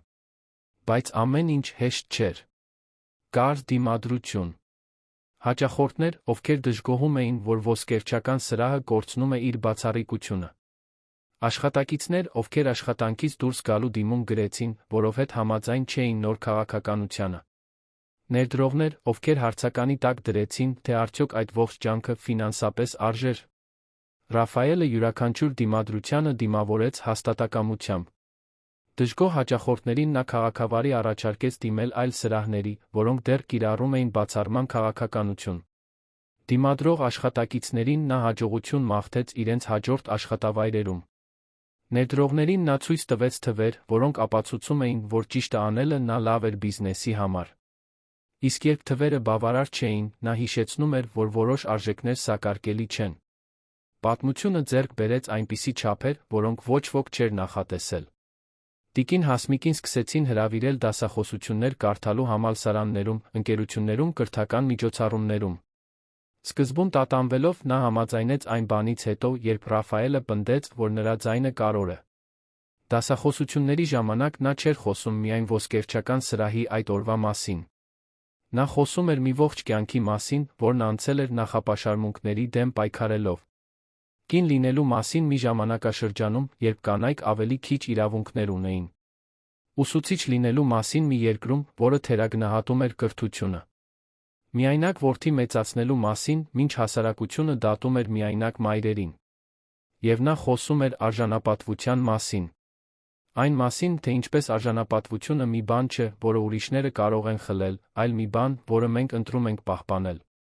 Նրա խոսքերը դիպչում էին հարյուրավոր մարդկանց սրտերին, ովքեր դուրս էին գալիս դահլիճից վերափոխված, շատերը արցունքն աչքերին, բոլորը մտածելու նյութ ունենալով։ Այդ դասախոսություններից մեկի ժամանակ, որը տեղի էր ունենում Երանի պետական համալսարանում, տիկին Հասմիկը նկատեց մի կնոջ, ով նստած էր վերջին շարքում։ Բաց գույնի մազերով, կծկված կեցվածքով, փորձելով աննկատ մնալ։ Դա Լիլիթն էր։ Դասախոսությունից հետո, երբ մարդիկ հավաքվել էին լուսանկարվելու հարցեր տալու համար, Լիլիթը մնաց հետում։ Երբ ամբոխը վերջապես ցրվեց, նա երկյուղածությամբ մոտեցավ։ Տիկին Հասմիկ, սկսեց նա, ձայնը դողում էր, չգիտեմ, հիշում եք ինձ։ Տիկին Հասմիկը նայեց նրան այն հանդարտ աչքերով, որոնք թվում էր, թե տեսնում էին մարդկանց ներսը։ Հիշում եմ, Լիլիթ։ Ինչպե՞ս եք։ Հարցը, որն արված էր անկեղծ մտահոգությամբ, կոտրեց այն պաշտպանությունը, որը Լիլիթը կառուցել էր։ Արցունքները սկսեցին հոսել։ Փորձում եմ դիմանալ։ Այլ աշխատանք չեմ գտել։ Ոչ ոք չի ուզում աշխատանքի ընդունել տեսանյութի կնոջը։ Անունս Գոգլիում դարձել է նախապաշարմունքի հոմանիշ։ Ընկերներիս կորցրեցի։ Ընտանիքս հազիվ է հետս խոսում։ Ես փչացրի կյանքս։ Տիկին Հասմիկը նշան արեց, որ նստեն դատարկ դահլիճի աստիճաններին։ Դուք փչացրիք այն կյանքը, որն ունեիք, ասաց նա հանգիստ, բայց դա չի նշանակում, որ չեք կարող նորը կառուցել։ Լիլիթը սրբեց արցունքները։ Ինչպես վերադառնամ սրանից։ Ինչպես համոզեմ մարդկանց, որ փոխվել եմ։ Դուք չեք համոզում, պատասխանեց տիկին Հասմիկը, դուք ցույց եք տալիս։ Իրական փոփոխությունը խոսքերով չի լինում։ Այն լինում է ժամանակի ընթացքում հետողական գործողություններով։ Եվ ամենակարևորը, այն լինում է այն ժամանակ, երբ մենք կատարում ենք ներքին աշխատանք հասկանալու համար, թե որտեղից են գալիս մեր նախապաշարմունքները։ Ես թերապիայի եմ գնում, խոստովանեց Լիլիթը, շաբաթական 3 անգամ։ Ես բացահայտում եմ բաներ իմ մասին, որոնք չէի ցանկանա իմանալ։ Այն մասին, թե ինչպես եմ մեծացել։ Այն համոզմունքների մասին, որոնք կլանել եմ առանց հարցականի տակ դնելու։ Եվ այն մասին, թե որքան չարիք եմ պատճառել, առանց նույնիսկ նկատելու։ Դա սկիզբ է, ասաց տիկին Հասմիկը, լավ սկիզբ։ Բայց դուք պետք է հասկանաք, որ որոշ հետանքներ չեն անհետանում։ Դուք գրելու եք սա։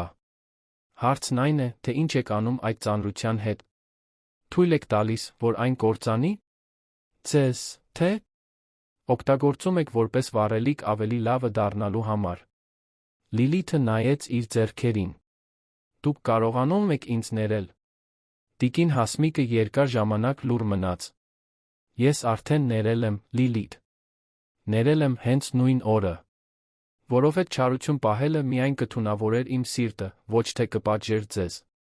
Բայց ներումը չի ջնջում հետանքները։ Եվ չի նշանակում, որ ես վստահում եմ ձեզ։ Վստահությունը վերականգնվում է ժամանակով ապացույցներով։ Հասկանում եմ, շշնջաց Լիլիթը, ես շատ եմ ցավում։ Իսկապես։ Ես նայում եմ այդ օրվան չեմ ճանաչում այն մարդուն, որը ես էի։ Կամ գուցե ճանաչում եմ, դա էլ ավելի վատ է։ Ճանաչումն արդեն աճ է, ասաց տիկին Հասմիկը, նրբորեն ձեռքը դնելով աղջկա ուսին, շատ մարդիկ ողջ կյանքն անցկացնում են առանց երբեք ընդունելու, որ սխալ են եղել։ Դուք ընդունեցիք։ Հիմա արեք հաջորդ քայլը։ Եվ հաջորդը։ Եվ շարունակեք անել այնքան ժամանակ, մինչ այն մարդը, որն ուզում եք լինել, ջնջի այն մարդուն, որը եղել եք։ Երբ Լիլիթը հեռացավ, տիկին Հասմիկը մնաց նստած աստիճաններին, նայելով դատարկ դահլիճին։ Ռաֆայելը, ով սպասում էր հետնաբեմում, մոտեցավ։ Դու անհավանական ես, մայր։ Ես նրան դուրս կհրավիրեի։ Գիտեմ, որդիս։ Դու հորդ սիրտն ունես։ Արդար, բայց խիստ։ Ես ուսուցչի սիրտ ունեմ։ Տեսնում եմ ներուժ այնտեղ, որտեղ ուրիշները տեսնում են կորած դեպքեր։ Ռաֆայելը նստեց նրա կողքին։ Դու իսկապես հավատում ես, որ նա կարող է փոխվել։ Հավատում եմ, որ բոլորը կարող են փոխվել, եթե իսկապես ուզեն։ Չգիտեմ, նա ուզում է, թե ոչ։ Բայց ես նրան գործիքներ տվեցի։ Մնացածը նրա պատասխանատվությունն է։ Ամիսները շարունակեցին անցնել։ Շողը ոսկերչական սրահի պատմությունը մտավ կառավարման ֆակուլտետների դասագրքեր որպես ճգնաժամային կառավարման օրինակ, որը վերածվել էր իրական փոփոխության հնարավորության։ Ռաֆայելին հրավիրում էին խոսելու գործարար համաժողովներում։ Նա միշտ նույն ուղերձն էր հղում։ Շահույթը, էթիկան հակադրություններ չեն։ Դրանք լրացնում են միմյանց։ Եվ այն ընկերությունները, որոնք դա չեն հասկանում, դատապարտված են ձախողման թափանցիկության դարաշրջանում։ Տիկին Հասմիկը վերադարձավ իր թոշակառու ուսուցչուհու առօրյային, բայց այժմ դասախոսելու երբեմնի հրավերներով։ Նա շարունակում էր ապրել Էրեբունիի նույն վարձակալած բնակարանում։ Ռաֆայելը բազմիցս առաջարկել էր նրա համար ավելի լավ տեղ գնել, բայց նա մերժում էր։ Սա իմ տունն է, որդիս։ Ես դղյակի կարիք չունեմ։ Ես խաղաղության կարիք ունեմ։ Իսկ խաղաղություն ես այստեղ ունեմ։ Արմենը բարձրացվեց պաշտոնի մեջ, դառնալով անվտանգության վերահսկիչ, պատասխանատու նոր աշխատակիցների վերապատրաստման համար։ Նա դարձավ հարգալից սպասարկման արարողակարգի հղումային անձը։ Նրա վերափոխման պատմությունը, լուր հանցակցից մինչ փոփոխության գործակալ, պատմվում էր վերապատրաստումների ժամանակ որպես օրինակ, որ երբեք ուշ չէ այլ կերպ ընտրելու համար։ Անին դարձավ մեկ այլ մասնաճյուղի տնօրեն։ Նա իր հետ տարավ սովորած դասերը կառուցեց մի թիմ, որտեղ հարգանքը հիմնարար նախապայման էր, ոչ թե առավելություն։ Նա կապ էր պահպանում տիկին Հասմիկի հետ, այցելելով նրան, երբ կարողանում էր, միշտ շնորհակալություն հայտնելով մի դասի վկան լինելու համար, որը փոխեց իր կյանքը։ Իսկ Լիլիթը շարունակեց վերակառուցման իր միայնակ ճանապարհը։ Նա ժամանակավոր աշխատանք գտավ բիժուտերիայի մի փոքրիկ խանութում, որտեղ աշխատում էր առանց շքեղության, առանց իշխանության, պարզապես փորձելով վերապրել սովորել։ Շարունակում էր թերապիան։ Շարունակում էր առերեսվել իր ընտրությունների հետանքներին։ Բայց նա, դանդաղորեն, շարունակում էր փոխվել։ Այդ միջադեպից մեկ տարի անց Շոխ ոսկերչական սրահը միջոցառում կազմակերպեց։ Ոչ թե խանութի բացում կամ հավաքածուի ներկայացում։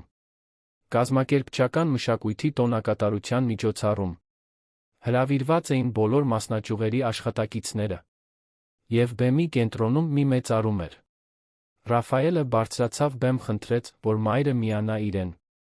Տիկին Հասմիկը, շփոթված ուշադրությունից, դանդաղ բարձրացավ աստիճաններով։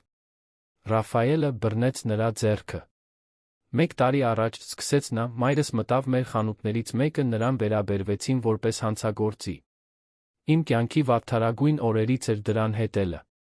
Բայց դա նա, ինչ-որ առումով, ամենակարևորներից էր։ Որովհետև այն բացահայտեց մի ճշմարտություն, որին մենք պետք է առերեսվեինք։ Եվ մեզ հնարավորություն տվեց այլ կերպ գործելու։ Նա նայեց աշխատակիցների բազմությանը։ Այսօր ես այլս չեմ տեսնում մի ընկերություն, որը խտրականություն է դնում։ Ես տեսնում եմ մի ընկերություն, որը հարգում է։ Մի ընկերություն, որտեղ յուրաքանչյուր մարդ, ով ներս է մտնում, արժանանում է այն արժանապատվությանը, որին արժանի է։ Եվ դա չեղավ այն պատճառով, որ ես հրամայեցի։ Դա եղավ այն պատճառով, որ ձեզնից յուրաքանչյուրը ընտրեց այլ կերպ գործել։ Ընտրեց հարցականի տակ դնել նախապաշարմունքները։ Ընտրեց մարդկանց վերաբերվել որպես մարդկանց։ Տիկին Հասմիկը վերցրեց բարձրախոսը։ Նրա ձայնը, թե մեղմ, լցրեց դահլիճը։ Ես չէի ուզում որևէ բանի խորհրդանիշ լինել։ Պարզապես ուզում էի նվեր գնել։ Բայց կյանքը մեզ դնում է իրավիճակների մեջ, որոնք մենք չենք ընտրում, որպեսզի սովորեցնի դասեր, որոնք մենք պետք է սովորենք։ Այդ օրը ինձ սովորեցրեց, որ նախապաշարմունքների դեմ պայքարը չի ավարտվել։ Այն շարունակվում է։ Ամեն օր։ Ամեն շփման մեջ։ Բայց այն նա ինձ սովորեցրեց, որ փոփոխությունը հնարավոր է։ Երբ կա կամք, երբ կա քաջություն, և երբ կա սեր։ Նա նայեց Ռաֆայելին։ Որդիս ցավը վերածեց նպատակի։ Դուք թունավոր մշակույթը վերածեցիք հարգանքի մշակույթի։ Եվ միասին մենք ապացուցեցինք, որ ընկերությունը կարող է լինել շահութաբեր էթիկական, հաջողակ մարդկային, հզոր մեղմ։ Ծափահարությունները խուլ էին։ Արցունքները հոսում էին մարդկանց դեմքերով, ովքեր հասկանում էին այդ խոսքերի ծանրությունը։ Որովհետև այնտեղ շատերը նույնպես ինչ-որ պահի եղել էին նախապաշարմունքի զոհ։ Նույնպես դատվել էին արտաքինով։ Նույնպես կրել էին որպես լիարժեք մարդ չտեսնվելու ցավը։ Այդ գիշեր Ռաֆայելը տիկին Հասմիկը միասին ընտրեցին նրա բնակարանի մոտակայքում գտնվող մի պարզ ռեստորանում։ Ոչ մի շքեղ բան։ Պարզապես լավ ուտելիք, ավելի լավ զրույց։ Երջանիկ ես, մայր, հարցրեց Ռաֆայելը։ Խաղաղության մեջ եմ, որդիս։ Ինչն ավելի լավ է, քան երջանկությունը։ Երջանկությունը գալիս ու գնում է։ Խաղաղությունը մնում է։ Ես մտածում եմ այն մասին, թե ինչ կլիներ, եթե ես չգնեի այդ ընկերությունը։ Եթե դու չհամաձայնեիր անել այդ թեստը։ Տիկին Հասմիկը ժպտաց։ Կյանքը չի աշխատում, եթե ներով։ Այն աշխատում է նրանով, ինչ կա։ Իսկ այն, ինչ կա հիմա, այն է, որ ինչ-որ բան փոխվել է։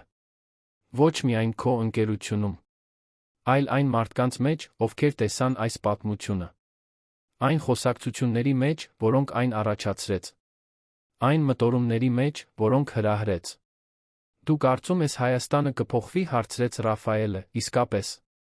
Տիկին Հասմիկը նայեց ռեստորանի պատուհանից, տեսնելով Երանը, որը բաբախում էր դրսում։ Հայաստանը ամեն օր փոխվում է, որդիս։ Երբեմն դեպի լավը, երբեմն դեպի վատը։ Բայց մեր պատմության նման պատմությունները սերմեր են ցանում։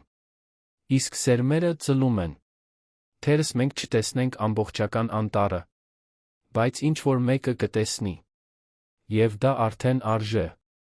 Ամիսները վերածվեցին տարիների։ Շողը ոսկերչական սրահի պատմությունը ի վերջո դուրս եկավ թրենդներից։ Այլ լուրեր զբաղեցրին նրա տեղը։ Այլ սկանդալներ։ Այլ վրդովմունքներ։ Բայց ազդեցությունը մնաց։ Գործարար օրենքների մեջ, որոնք սկսեցին պահանջել հակաղտրական քաղաքականություն։ Վերապատրաստումների մեջ, որոնք դարձան պարտադիր մանրածախ արդրի ոլորտում։ Մարդկանց մեջ, ովքեր խանութ մտնելիս հիշում էին այդ պատմությունը, աշխատակիցներին վերաբերվում էին հարգանքով։ Եվ աշխատակիցների մեջ, ովքեր պարզ արտաքինով հաճախորդներ տեսնելիս հիշում էին այդ պատմությունը, առաջարկում էին նույն սպասարկումը, որը կտային յուրաքանչյուրին։ Տիկին Հասմիկը շարունակեց ապրել իր պարզ կյանքով։ Կամավոր կերպով գրագիտության դասեր էր տալիս։ Այցելում էր նախկին աշակերտներին։ Խնամում էր պատշգամբի իր փոքրիկ այգին։ Եվ երբեմն, երբ հրավիրում էին, կիսվում էր իր պատմությամբ, որպեսզի ուրիշները սովորեին այն, ինչն ինքը մի ողջ կյանքի ընթացքում էր հասկացել, որ հարգանքը լավություն չէ։ Այն իրավունք է։ Եվ արժանապատվությունը սակարկելի չէ։ Ռաֆայելը շարունակեց ղեկավարել ընկերությունը նույն փիլիսոփայությամբ։ Աճեց։ Բացեց նոր մասնաճյուղեր։ Ընդլայնվեց այլ երկրներում։ Բայց երբեք չլքեց այն սկզբունքները, որոնք հաստատել էր այդ դժվարին օրը, երբ տեսել էր իր մոր նվաստացումը։ Եվ միշտ, ամեն մի կարևոր որոշման ժամանակ, հարցնում էր ինքն իրեն. Ինչ կաներ մայրս։ Որը կլիներ ավելի մարդկային։ Իսկ շողը ոսկերչական սրահը դարձավ ավելին, քան շքեղության ընկերություն։ Այն դարձավ օրինակ։ Ոչ կատարյալ, որովհետև մարդկային ոչ մի բան կատարյալ չէ։ Բայց իրական։ Այն մասին, որ փոփոխությունը հնարավոր է։ Որ շահույթը, էթիկան կարող են համատեղ գոյակցել։ Որ մարդկանց արժանապատվությամբ վերաբերվելը թուլություն չէ, այլ ուժ։ Իրական զարդը, բոլորը ի վերջո հասկացան, երբեք ցուցափեղկերում չէր։ Այն փոխադարձ հարգանքի մեջ էր։ Համատեղ մարդկայնության մեջ։ Ամենօրյա ընտրության մեջ տեսնել դիմացինին որպես հավասարի, անկախ հագուստից, բարբառից, տարիքից կամ բանկային հաշվից։ Եվ այդ զարդը, ի տարբերություն ոսկու ադամանդների, միայն ավելացնում էր իր արժեքը, որքան շատ էր այն կիսվում։ Պատմության ավարտ, սիրելի ունկնդիրներ, հուսով ենք, որ տիկին Հասմիկի Ռաֆայելի պատմությունը խորապես դիպել է ձեր սրտերին։ Եթե դուք հուզվել եք արժանապատվության վերափոխման հարգանքի այս ճանապարհով, լայքեք տեսանյութը, բաժանորդագրվեք ալիքին, մեկնաբանություններում պատմեք, թե որ պահն ամենաշատը տպավորեց ձեզ։ Տիկին Հասմիկի քաջությունն նվաստացման պահին, Ռաֆայելի վճռականությունն անելու ճիշտը, թերս փրկության հնարավորությունը, որը մենք բոլորս կրում ենք։ Ամեն օր մենք բերում ենք նմանատիպ ինտենսիվ պատմություններ, որոնք բացահայտում են մարդկային հոգու ամենախորը կողմերը, որոնք ստիպում են մեզ մտորել այն մասին, թե ով ենք մենք, ով ենք ուզում լինել։ Որովհետև վերջում մենք բոլորս նույն մարդկության մասն ենք, բոլորս արժանի ենք նույն հարգանքին։ Սպասում ենք ձեզ հաջորդ դրվագում, մեկ պատմությամբ, որը կստիպի ձեզ զգալ, մտածել, թերս մի փոքր փոխել աշխարհին նայելու ձեր